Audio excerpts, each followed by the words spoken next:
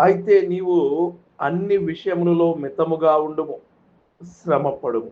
తక్కువగానే ఉండు, శ్రమ పడుతూనే ఉండు. దేవుని తోడు ఉంటుంది. ప్రతి క్రియలతో శ్రమ పడుతూనే ఉండాలి. ఓర్చుకో, నీ పని నువ్వు చేయి, అప్పుడు నీ పనులన్నీ జరుగుతాయి. అన్ని విషయాల్లో తక్కువగానే ఉండు, శ్రమపడు.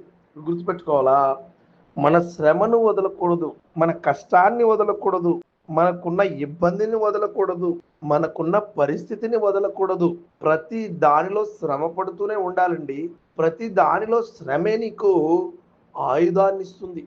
శ్రమ నీకు తీవ్రను తెస్తుంది. శ్రమ నీకు అనేక అగాధాలను కొడుతుంది.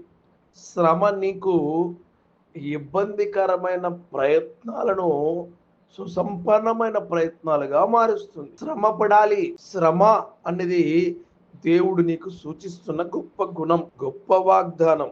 అందుకే తక్కువగా ఉండు, శ్రమ పడుతూనే ఉండు. దేవుని తోడు ఎప్పుడూ ఉంటుంది.